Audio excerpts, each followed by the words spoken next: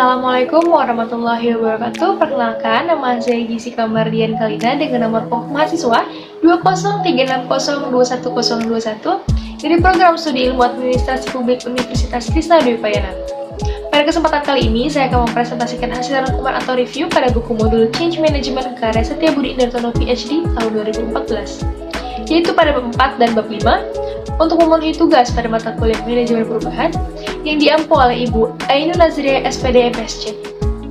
Bab 4. Diagnosis for Change. Manajemen perubahan diawali dengan penentuan kebutuhan untuk perubahan, skala perubahan, segmentasi perubahan, metodologi perubahan, pendekatan perubahan, komunikasi perubahan, teknik perubahan, dan analisis antisipasi efek perubahan. Perubahan pasar sering menuntut perubahan kerja dan cara kerja di bagian pemasaran. Oleh karena itu, analisis yang lebih spesifik dibutuhkan untuk memastikan kebutuhan perubahan yang dituntut baik oleh internal maupun oleh eksternal perusahaan. Dalam proses mengelola perubahan organisasi adalah sebuah tuntutan etika yang bisa menjadi tantangan proses perubahan ini. Oleh karena itu, perubahan harus sesuai dengan nilai-nilai, norma, dan keyakinan yang ada dalam organisasi dan dimiliki oleh para anggota organisasi. Kemudian, resistant to change. Hambatan yang sering muncul adalah karena ketidaktahuan dan kekhawatiran tentang proses dari perubahan yang akan dan sedang dilakukan. Sehingga, agen perubahan perlu melakukan antisipasi dalam menghadapi resistensi yang muncul dalam perubahan tersebut. Seperti perlunya dilakukan komunikasi secara intensif ketika sedang dilakukan perencanaan perubahan, persiapan perubahan, saat perubahan, hingga saat akhir proses perubahan. Hal ini untuk mendukung proses unfreezing, proses perubahan, dan refreezing. Lalu pada bab 5, Organizational Development. Pengembangan organisasi atau Organizational Development, OD, adalah upaya organisasi yang direncanakan untuk meningkatkan efektivitas dan atau efisiensi organisasi dan atau untuk memungkinkan organisasi untuk mencapai tujuan strategisnya. Berbagai definisi OD mencerminkan kompleksitas, disiplin, dan tanggung jawab pemahaman terhadap OD. OD menjadikan manajer untuk memperkenalkan perubahan secara sistematis dengan menerapkan pilihan yang luas sesuai teknik-teknik manajemen. Hal ini pada gilirannya menyebabkan pribadi, kelompok yang lebih berkualitas, dan organisasi yang lebih efektif. Tujuan utama OD adalah untuk mengembangkan organisasi, bukan untuk melatih atau mengembangkan staf. Lalu ada Appreciate Inquiry, yaitu merupakan sebuah metode dalam manajemen perubahan yang telah menjadi alternatif pendekatan problem solving untuk mengungkapkan kemungkinan yang sebelumnya terabaikan dalam proses perkembangan sebuah organisasi. Yaitu, 1. Definition, merupakan langkah awal Appreciate Inquiry untuk memilih sebuah topik yang akan dieksplorasi atau affirmation topic choice yang menjadi arah perubahan sekaligus kenyataan akhir yang akan terwujud. Kedua, Discovery. Tujuan utamanya adalah mengungkapkan dan mengapresiasi sesuatu yang memberi kehidupan dan energi kepada orang, pekerjaan, dan komunitasnya.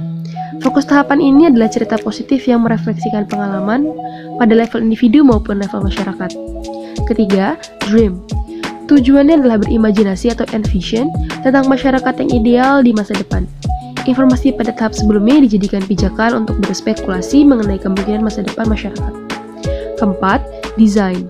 Tujuannya adalah untuk menciptakan atau mendesain struktur masyarakat, proses dan hubungan yang mendukung mimpi yang ada. Aktivitas utamanya adalah untuk menciptakan posisi dan provokatif atau provocative proposition secara kolaboratif. Kelima, Destiny. Tujuannya adalah untuk menguatkan kapasitas dukungan terhadap keseluruhan masyarakat untuk membangun harapan dan menciptakan proses belajar, menyesuaikan dan berimprovisasi. Tahapan ini memberdayakan setiap anggota untuk melakukan tindakan-tindakan yang dapat dilakukan untuk mencapai mimpi atau visi masa depannya. Dalam Appreciate Inquiry memiliki beberapa prinsip, yaitu 1. Constructionist Principle, merupakan pilihan kata yang kita gunakan untuk membentuk realitas kita. 2. Simultaneity Principle, merupakan perubahan yang terjadi saat kita mengajukan dan menjawab pertanyaan tentang prestasi dan potensi hebat yang ada dalam diri kita. 3. Poetic Principle, merupakan sebuah metafora untuk menggambarkan realitas yang kita pilih. Keempat, Anticipatory Principle, merupakan semakin jelas gambaran dan semakin jelas juga motivasi terbangkitnya, karena kesuksesan sangat bergantung pada realitas yang kita bangun. Kelima, Positive Principle, merupakan lingkungan yang merespon dari aksi yang kita lakukan. 6. The Wallace Principle merupakan kesadaran akan keutuhan atau keseluruhan yang akan memberikan kekuatan besar untuk menghasilkan yang terbaik.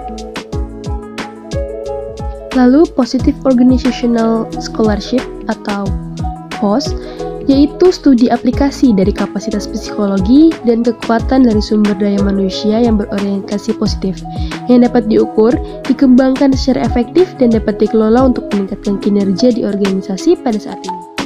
Positive Organizational Scholarship juga berkaitan dengan berbagai hasil studi proses dan atribut organisasi serta anggota organisasi yang positif. Fenomena perilaku positif lainnya diantaranya adalah Community Psychology, Humanistic Organizational Behavior, Organizational Development, Pro-Social Motivation and Citizenship Behavior, and Corporate Social Responsibility. Kemudian Sense-Making Approach. Sense-making dan organisasi merupakan upaya untuk mengalirkan pesan intrinsik tindakan manusia, menghubungkan ke arah tertentu, memberikan bentuk tertentu, melalui pendekatan generalisasi dan pelembagaan sebuah makna dan aturan tertentu. Dalam proses manajemen perubahan, perlu diketahui sejauh mana sense-making anggota organisasi memberikan pengaruh terhadap capaian implementasi perubahan.